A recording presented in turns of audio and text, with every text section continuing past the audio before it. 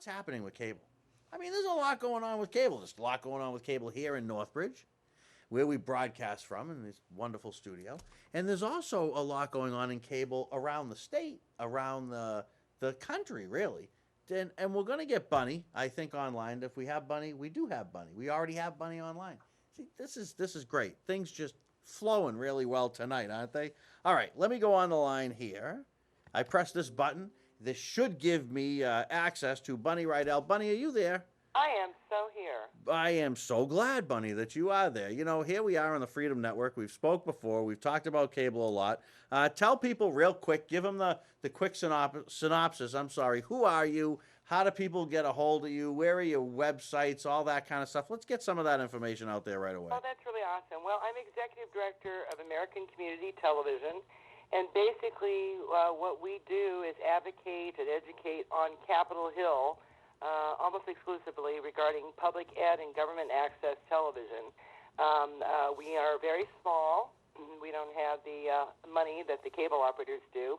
And in fact, when I go to the Hill, I'm one of maybe 2 or 3 people who go up to the Hill to advocate for public access, and there are 600 cable lobbyists.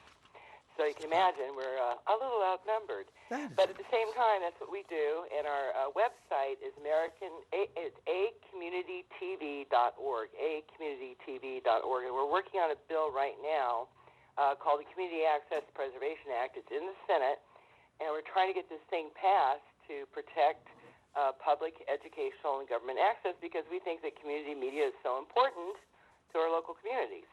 And you know what? I'll tell you, Donna, it really is important. I mean, we know we've been doing community television here on the Freedom Network for several years. Mm-hmm. We've done it over the course of a couple of different towns, studios. Right. And I will tell you that it is a fantastic medium. I have been involved in radio. I've been on public. I've very little, a lot of private, privately owned radio stations and stuff like that. One thing that I love about what we can do here is there's no content control. This is the people's network. That's what it is. We can put whatever we want on. We could have a left-wing Bernie Sanders liberal communist type of a guy come right on over here and do his own program right after the Freedom Network. And you know what? That's okay. And it should be. It is America's soapbox, public access is. And government access to me is critically important to be able to have a window onto what our local governments are doing. We got C-SPAN and other such things, but to really get down to what our local government is doing, government access is so important when they bring you those meetings live and you can watch it. Absolutely. And then educational access is absolutely terrific. We've got universities, community colleges, K through 12. I think my favorite in educational access is the K through 12 channels because you'll get times when you've got kids, 6th graders who are producing television shows. Or my favorite is the after-school homework call-in show. I could have used that when I was in 6th grade. Wow, that is really cool. That is really cool. I mean, that's great. So tell me, and I want to talk a little bit about Northbridge specifically. Yeah. And I know that you got a lot going on in other communities and things of that nature. But we had spoke, I believe, the last time, and you had touched on something that I wanted to explore a little bit. A fund of some kind that they have, right? Sure. We can talk about that. What is that fund? Can you talk to our listeners about? We've had some emails on it. I don't have a lot of information on what it is or what it's supposed to be used for. But what is it and what's it supposed to be used for? Well, it's on your cable bill. You will see it. They have to break it out. It's on the cable bill, and it's 8 or 9 cents per month. It doesn't sound like a lot. But if you consider there's about 80 million cable households in this country, that's a good chunk of change at the end of the year. It's about $60, $70 million that the FCC collects for the specific purpose of cable regulation. My question really is, where's the cable regulation? The news of the day, which none of your followers or watchers is going to find astounding, is that their cable rates are going up again. Like every year. It's about 6%. Sometimes it's 5%, sometimes it's 7%, but they're going up. And it's not, a lot of times when you look at the video, you don't see that. What you see is the rate increases come in the equipment because the equipment's getting more and more expensive. But that fee that your viewers are paying, and they are paying it, that is supposed to go to regulate cable. And that's a lot of money And I've never been able to figure out what the FCC does with it. I mean, Certainly don't regulate cable. I mean, is there a budget or something that we can find? Is there? I mean, what did I mean? Look, I mean, in government, I know that $60 million may not be a ton of money, but you know, the reality is that that's a whole ton of money. And you have cable, like we have cable issues right here in Northbridge, where we have people that have issues with cable. Should that money or can that money be accessed, or is it supposed to be accessed? And what would you use that money for? What would actually be done with it? Well, when we filed our comments in the Charter Time Warner, that buy, where Charter's buying Time Warner, when we filed our comments, we specifically laid out various instances of things that Charter had done around the country to local communities, also to access channels. And one of the things we actually said in our comments was, how about you take some of that money, set up some kind of a panel so that when local communities like Northbridge, who don't necessarily have the resources to take Charter to court, they can at least come to the FCC, file their complaint with you, get a judgment from you, which, may be non-binding, but the more of those things we can add up, the more it does help us when we have communities that are able to actually take Charter into court over, non-compliance with a contract. We put that in our comments. What now? You're collecting that money. How about doing something with it? It would be nice, wouldn't it? Right, it would be very nice. What? So talk to me now. Let's talk about Northbridge. Yep. Let's talk about Northbridge a little bit. What is the? We've obviously got some issues here with Charter. We have a lot of unsatisfied customers. Yep. And to be honest with you, there's a lot of things happening. Even with my cable, what's happening? I'm getting situations where. It flashes out. It says subscribe to this channel. Then it comes back. We know that they moved the stations here. We know that we've had some back and forth with the office that they kept here. What's going on with Charter? What do you think the chances are that we could just not have Charter anymore around here? I don't really hear a lot of positive things about the company. Well, and having been watching, cable companies since about 1998, and really seriously I have, Charter really is the worst. And we see this across the country. It's not just you guys, okay? They really do treat communities and subscribers the worst I've ever seen. And I think there's a certain amount of arrogance in the corporate culture that says, well, we don't have to do these things because we're so big. What's a town the size of Northbridge going to do? In the Northbridge instance, you've got serious, clear breach of contracts. Now, these are legal, binding contracts. Gary, if you breach a contract or I breach a contract, we go to court and a judge looks at the contract and says, yeah, that's what the contract said. You've got to comply with it. But, they count on the fact that smaller communities don't have the money to necessarily litigate every single little thing, and they just run roughshod over smaller communities. We've had instances where Charter's been sued. Certainly in California, there have been some larger communities that have sued them, and those cases have gone on for years. So they just kind of basically, their attitude and their corporate culture is, who cares? We're going to get it, might as well do it. We're going to get away with it anyway. And to me, it's outrageous. As the list goes on for Northbridge, it becomes outrageous. The fact that the public access manager walked into the station one morning and discovered his channels had been slammed from 11, 12, and 13 up to the 190s without being notified, without being told about, that is outrageous behavior. It's a breach of contract. I hear now they're going to move they've already moved the service office from Northbridge to Grafton. Now they're going to move it over to Worcester. So anybody in that Northbridge, Grafton area, now they've got to drive, 14, 15 miles to go to Worcester to turn in a box. Or like us not long ago, we just, swung by the Comcast office to turn in the remote control because it wasn't working. But now you got to make a nice schlep over there to get, your new remote control. And then there's this whole question about them charging the public access channel for boxes. Maybe they were going to charge them for boxes, and now they seem to have backed off. There was an article, I guess, in the telegram, and afterwards they kind of did a mea culpa. But this is the kind of things that they do in every community that I've ever seen charter operate. It's really outrageous. Yeah, I think the last time I was on, I talked about the instance where they walked into police and fire departments in Missouri and pulled the cable drops. really. You know what I mean? Wow. Who would do that? You know, What corporation would say, "Here, let me make a big blunder by going after the police and fire department"? you know what it is, Bunny. What it is it's the it's at the end of the day, what it really is it's the lack of competition Yeah. that allows them to run the way that they run. When they deregulated, let's say, the phones. Remember, we had phones, and when I was a Right. kid, there was one phone company. That was, you couldn't get long distance from other companies. You could, there was just one bill. That's what you paid. They broke that all up. Are they gonna? I mean, why can't we have and how do you get another cable company to want to come to your town? I mean, what is it that you got to do to create some competition? Right. And that's very tough because there's only a few competitors. First of all, the big ones aren't going to compete with each other. Okay. So Time Warner, Comcast, Charter, Bright House Networks, they're not going to compete with one another. They've got their territory staked out. They swap properties from time to time, and that's about it.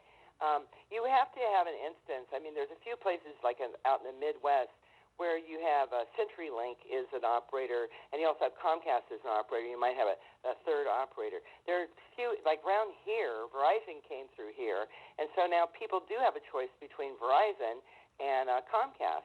But that's very rare, and it's really dependent upon, the company is going to go after the low-hanging fruit. That's what they always go for. Right. They're not, so no new entrant is going to come in unless they know they're going to be able to sweep up as much of that low-hanging fruit and make money as quickly as they possibly can. And so they did that here in Maryland. They've done it in Northern Virginia, and there are a few places here and there where Verizon is actually a competitor. Places in California, Verizon is a competitor to the incumbent.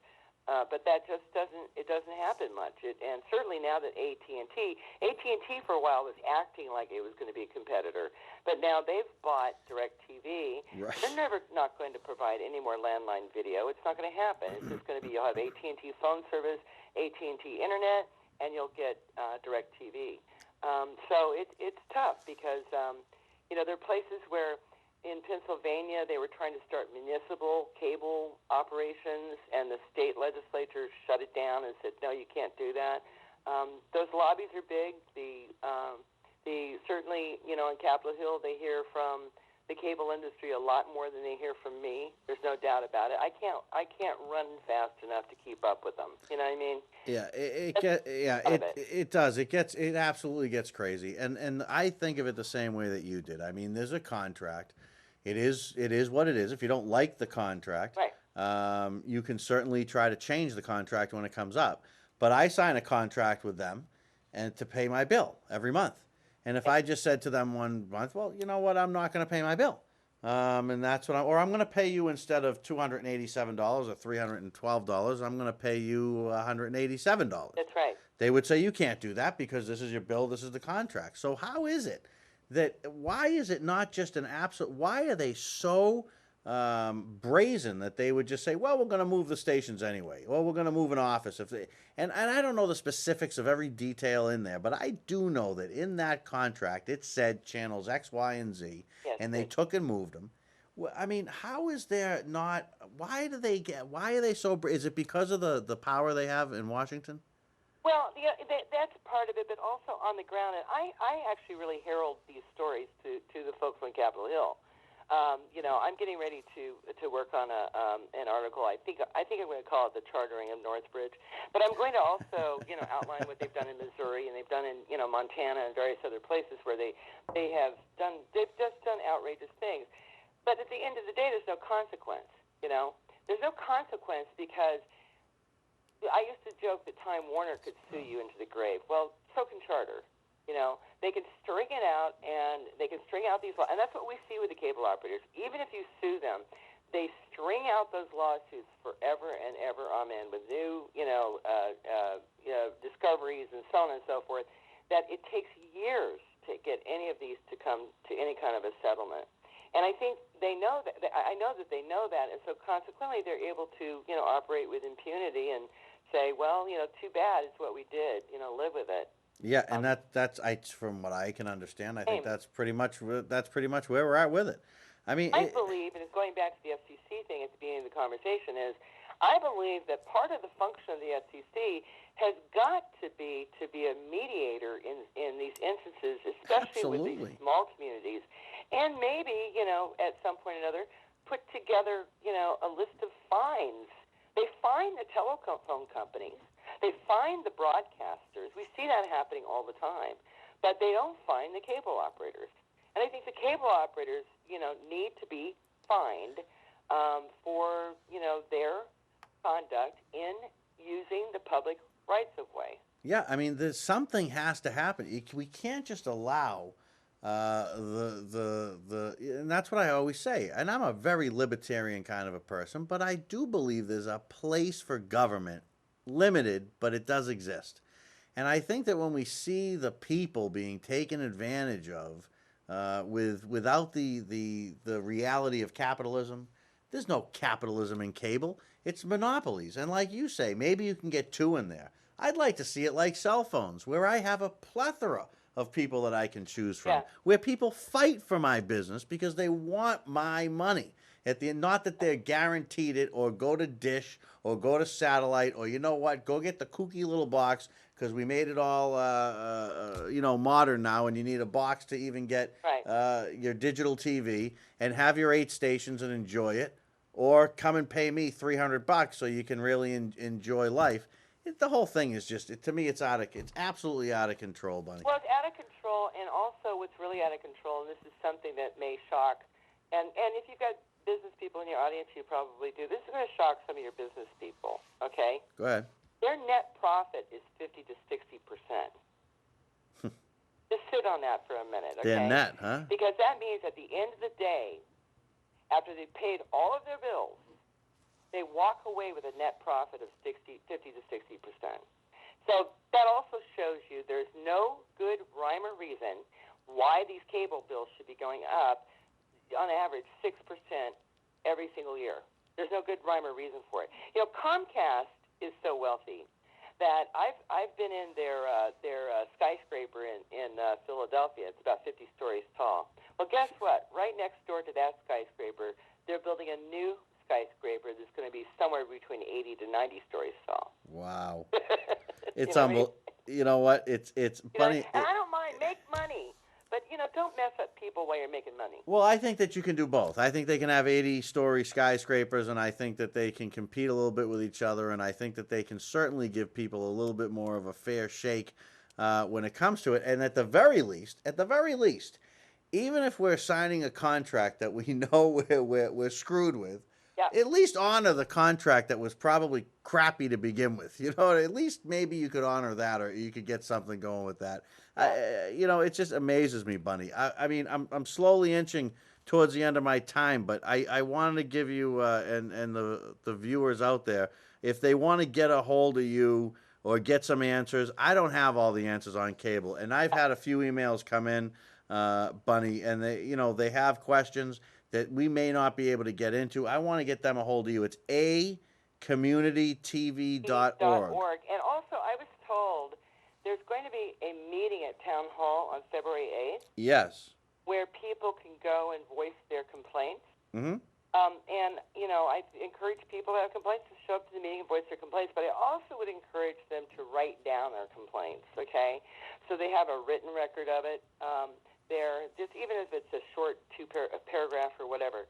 But it's really important because these are things that we can put on the record. That will be a televised meeting. I can ask for a recording of it.